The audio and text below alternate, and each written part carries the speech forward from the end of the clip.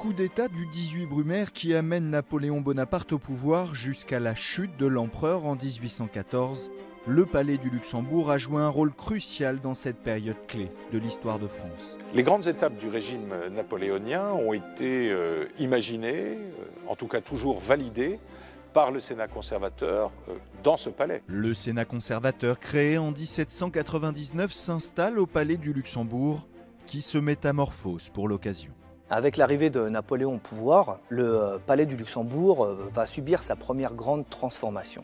Ce palais, qui était un palais d'habitation pour les princes, pour les rois, va devenir un lieu où va siéger une assemblée législative. Longtemps décrié pour sa docilité, ou au contraire pour avoir déchu l'empereur en 1814, le Sénat conservateur a en tout cas été au cœur des institutions pendant les 15 années où Napoléon a gouverné la France. En protégeant les institutions d'atteinte à leur fonctionnement régulier et en écartant Napoléon du pouvoir, le Sénat a réussi à permettre la continuité de l'État. Le Sénat, au fond, est un des grands acteurs du régime napoléonien, peut-être le plus méconnu.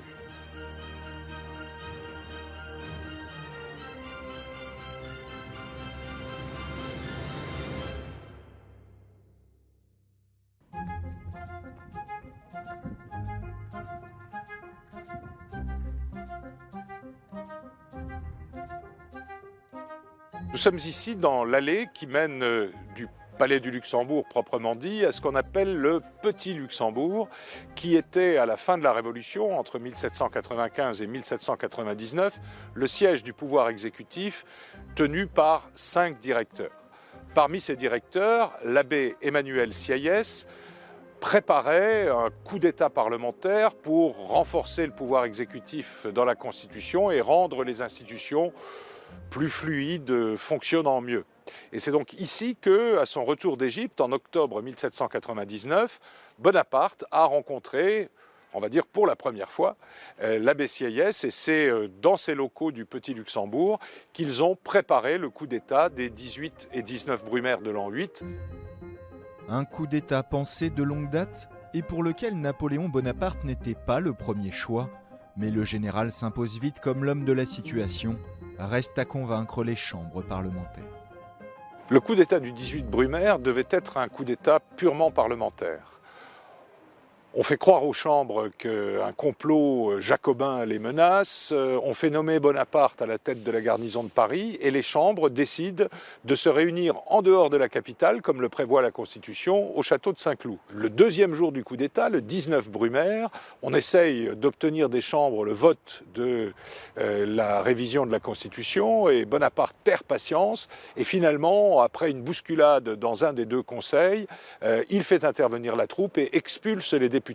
Ce coup d'État parlementaire devient un coup d'État militaire, mais redevient un coup d'État parlementaire puisqu'on fait revenir les chambres en séance et c'est là qu'elles votent la fin du directoire et demandent le vote d'une nouvelle constitution.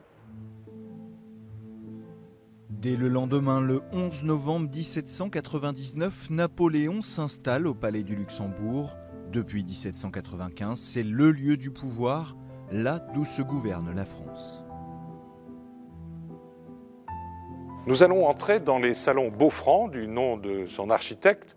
C'est ici que siégeait le directoire exécutif de 1795 à 1799. Donc c'est ici qu'a été gouvernée la France à la fin de la Révolution.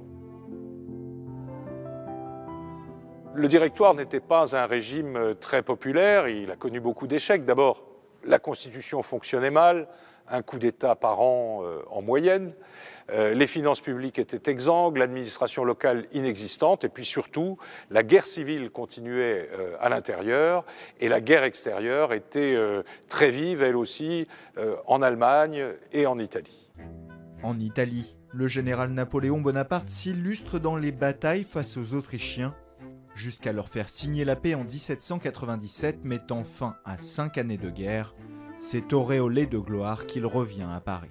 En 1797, Napoléon Bonaparte rentre de la campagne d'Italie et il est reçu ici, au Palais du Luxembourg, solennellement par le directoire, à qui il doit remettre le texte du traité de Campo Formio. Le directoire reçoit Bonaparte avec tous les honneurs parce qu'il faut savoir aussi que Bonaparte est déjà connu est déjà un peu populaire. Donc c'est une façon de capter la gloire qu'il a obtenue en Italie et puis surtout de montrer au peuple qu'on accepte ce traité de Campo Formio qui au départ n'a pas fait très plaisir au directeur parce qu'un général se substitue au gouvernement et au ministre de l'Intérieur pour négocier la paix, ça n'était quand même pas habituel à cette époque. Le Directoire chargera ensuite Napoléon d'envahir l'Égypte. Ce n'est qu'au retour de cette expédition que Sieyès fera de Bonaparte son homme de main pour le coup d'État. Une fois le Directoire renversé, il faut mettre en place une nouvelle organisation. C'est dans les salons du Palais du Luxembourg que vont être débattus les principes du consulat. La première tâche qui a été assignée au consul provisoire, c'est de rédiger une constitution. Et c'est dans ce salon que vont se réunir 2 commissions législatives en présence des consuls et elles vont travailler pendant un petit mois à la rédaction de la nouvelle constitution, dite constitution de l'an 8. Et c'est là que Bonaparte va intervenir. Il va laisser à Sieyès la partie législative qui l'intéresse peu, mais va beaucoup s'occuper de la partie concernant le pouvoir exécutif, avec évidemment les plus grands pouvoirs, la principale liberté qui sera donnée au futur consul. Sieyès a donc le champ libre sur la partie institutionnelle. Dès le titre 2 de la Constitution, le Sénat conservateur est créé, avec un rôle majeur à la clé. La grande innovation de la Constitution de l'an 8, c'est la création de ce Sénat conservateur, au sens de conservateur de la Constitution. C'est une idée de Sieyès qui souhaitait une assemblée de sages qui puisse surveiller l'application du texte fondamental, arbitrer les différends et même exercer un contrôle de constitutionnalité des lois et des textes de l'exécutif. En plaçant le Sénat conservateur aussi haut dans la Constitution, les rédacteurs veulent marquer son rôle de garant des autres institutions. Très clairement, il y a une volonté honorifique d'une part et aussi très symbolique. Mettre en avant les sénateurs en tant que tels comme étant des garants du bon fonctionnement des institutions et d'autre part s'assurer du fait que l'on vise justement à stabiliser les institutions. Le Sénat conservateur a l'ascendant sur les chambres législatives, c'est lui qui est chargé de désigner ses membres par un suffrage indirect. Les pouvoirs sont effectivement considérables. Le premier d'entre eux, c'est se substituer à l'élection, puisque ce sont les sénateurs qui vont désigner la plupart des personnes amenées à travailler au sein des institutions publiques et notamment au sein du corps législatif, du tribunat, etc., etc. Les membres du Sénat sont au départ nommés par Sieyès et les autres consuls, puis par une formule de cooptation. Ils sont au début du régime 80 et vont donc se voir assigner comme siège le Palais du Luxembourg.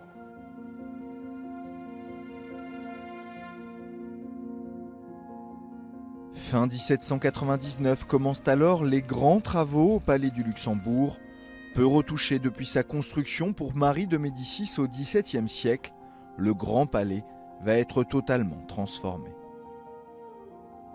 Nous sommes donc en 1799 et Napoléon vient de créer le Sénat conservateur. On va confier à Chalgrin, qui est architecte d'État, la double mission de rénover entièrement le palais, mais aussi de le changer structurellement, afin que cet édifice qui était jusque-là une habitation royale devienne un bâtiment administratif.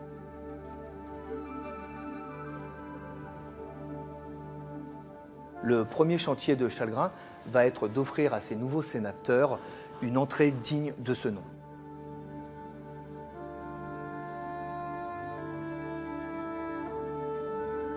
Il va complètement évider cette aile ouest, celle-là même qui abritait les appartements de Marie de Médicis, et installer à la place cet escalier monumental.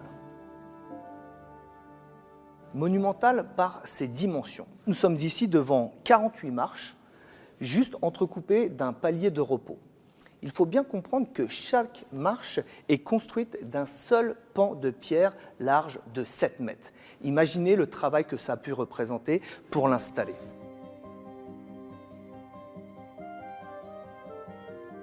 Chalgrin va utiliser quelques éléments de décor pour donner une touche d'orientalisme à l'ensemble.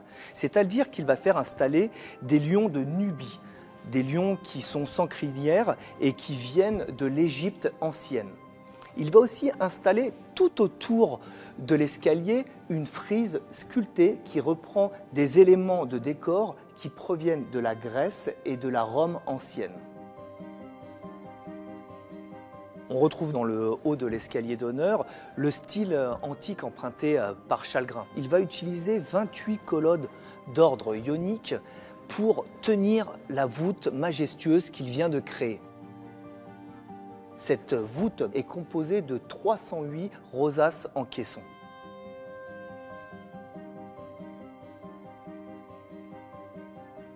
Nous rentrons maintenant dans le cœur des transformations réalisées par Chalgrin. Cette grande salle était à l'époque divisée en 3 parties.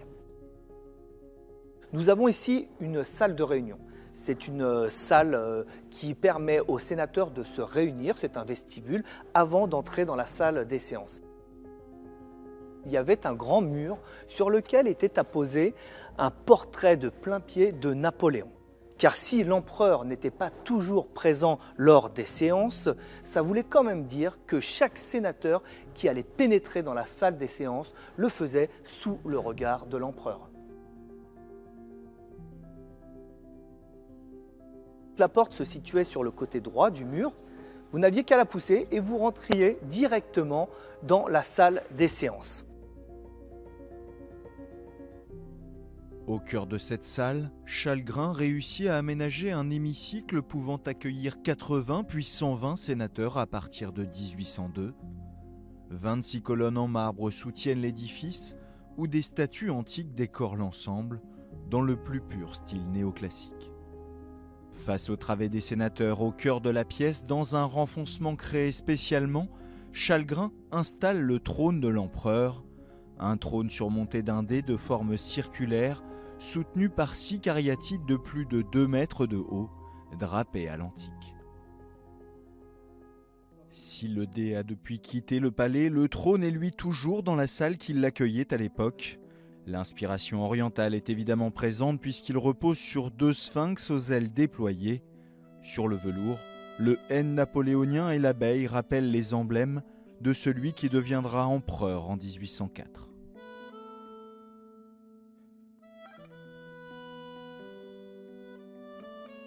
Nous arrivons maintenant dans la dernière pièce de cette enfilade qui fut aussi la dernière créée puisqu'on estime qu'elle est terminée en 1809.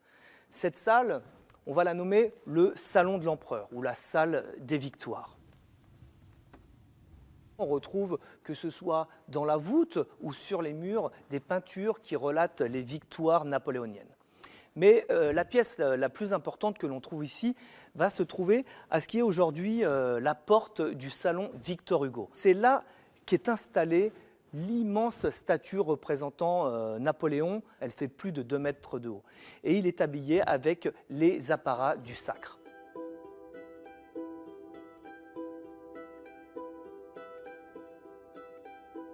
Le Sénat conservateur a donc désormais un palais aménagé pour travailler.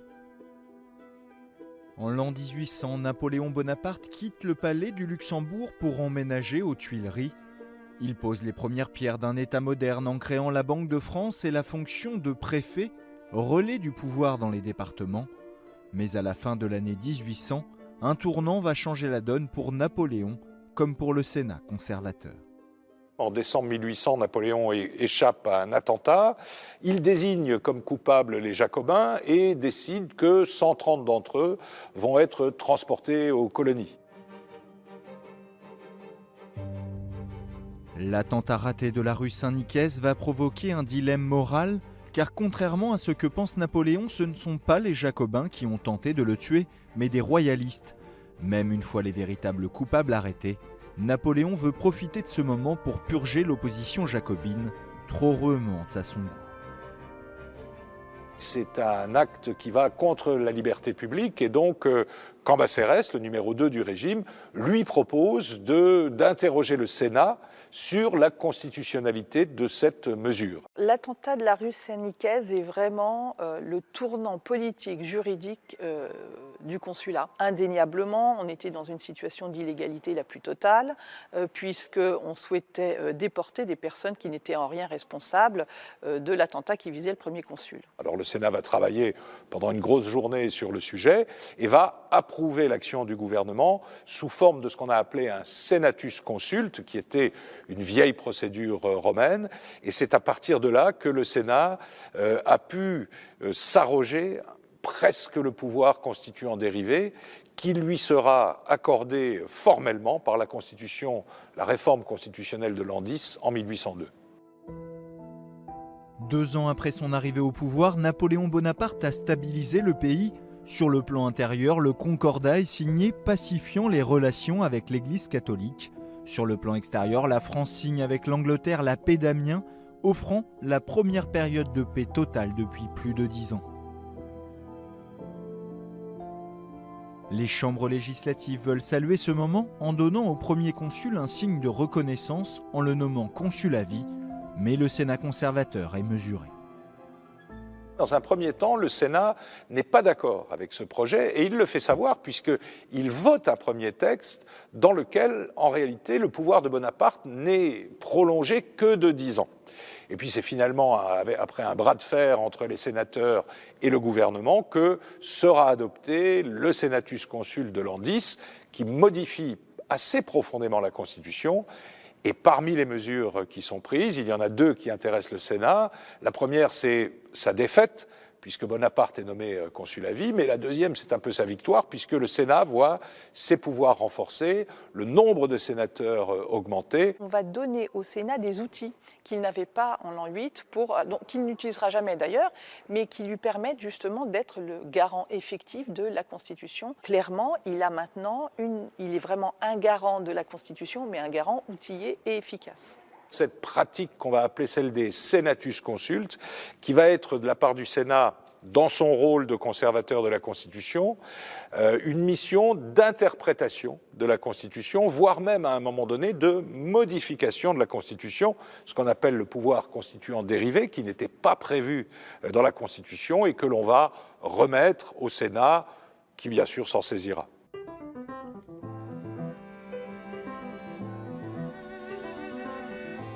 Le Sénat ne cesse donc de voir son rôle grandir et pour assurer de bons revenus à une partie des sénateurs, en 1803, on leur attribue de grands palais et des domaines situés aux 4 coins de France, les sénatoreries. Pour beaucoup, on achète ainsi la docilité des sénateurs, mais pas seulement. Au début du consulat, ce qu'il veut simplement, c'est recréer une élite sociale qui a été très largement déstructurée par la période révolutionnaire. En créant ces structures que sont les sénatoreries, on peut ainsi s'assurer d'avoir une élite qui est au service de l'État, qui s'insère aussi localement à travers la propriété foncière et la propriété terrienne, qui éventuellement d'ailleurs se lie familialement avec les élites locales de façon bien plus efficace que ne le sont les préfets. En 1804, après 4 années de pouvoir de Napoléon Bonaparte, les bases du régime sont posées, le consulat vit ses derniers jours et Napoléon Bonaparte se rêve en empereur des Français. Une fois encore, c'est le Sénat qui va assurer la rédaction d'une nouvelle constitution.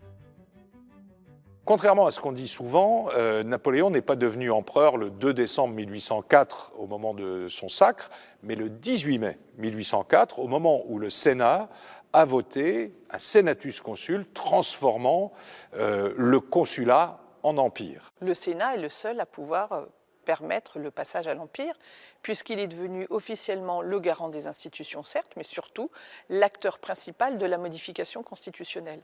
Donc on ne pouvait pas envisager autre chose qu'un système de passation par le Sénat. Alors on pense toujours que les choses sont passées comme une lettre à la poste, comme on dirait populairement, mais en réalité ça a été très difficile. La procédure a été complexe et surtout au Sénat, il y a eu des débats, de véritables débats avec des discours de sénateurs qui, bien qu'acceptant l'Empire, le rendaient conditionnel. Ils sont en partie à l'origine du serment impérial qui relativise cette idée que l'Empire met à mal toute idée de conservation des institutions. Bien au contraire, l'empereur et ses descendants s'engagent à respecter les principes fondamentaux ayant conduit au système consulaire et impérial. Ces conditions se retrouvent d'ailleurs dans le serment constitutionnel que l'empereur a prêté justement le 2 décembre 1804 à Notre-Dame.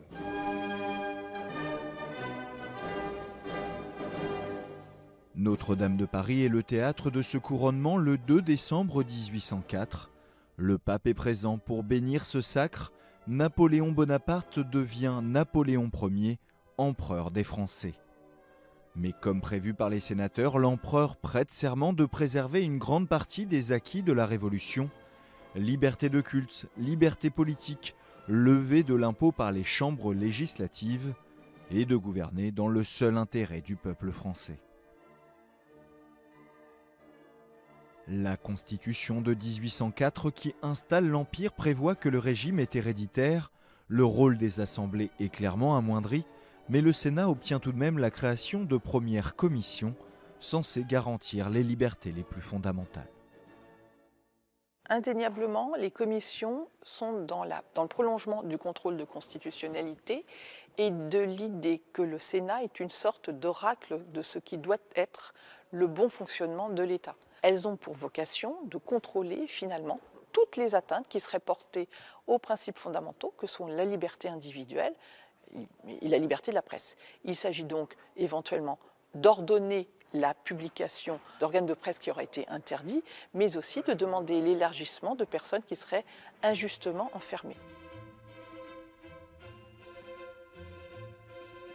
Pendant les 10 années que dure l'Empire, le Sénat se réunit beaucoup moins et se contente souvent de valider les demandes de l'empereur. Ce sont ainsi les sénateurs qui votent les conscriptions qui permettent de fournir à la Grande Armée les troupes nécessaires aux guerres napoléoniennes. En retour, Napoléon n'oublie jamais de remercier les sénateurs. Ceci est la plaque dite d'Elchingen. Cette plaque rappelle que Napoléon a déposé au Sénat, après la campagne de 1805, une grande partie des drapeaux pris à l'ennemi, le reste allant au corps législatif, au tribunat ou aux invalides. Cette plaque rappelle aussi que le Sénat a joué un rôle dans cette campagne puisque, grâce au Senatus Consulte, il a permis d'augmenter la conscription et d'augmenter finalement les effectifs de l'armée française. C'est aussi une façon pour Napoléon de distribuer la gloire auprès des grandes institutions civiles afin que cette gloire soit véritablement celle de la nation.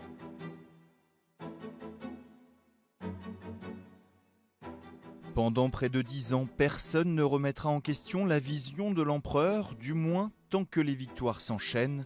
Mais l'invasion de la Russie en 1812 finit par tourner à la Bérésina. En 1814, la France est acculée, les armées étrangères envahissent Paris. Napoléon est reclus à Fontainebleau et Talleyrand demande au Sénat de porter le coup de grâce. Le 2 avril 1814, les sénateurs peaufinent mot par mot leur dernier Senatus Consulte. Dans les archives du Sénat, on retrouve le brouillon, annoté à la main, où les sénateurs listent l'ensemble des griefs qui les poussent à déchoir Napoléon Ier. Le 3 avril, en séance, ils actent cette déchéance de l'empereur.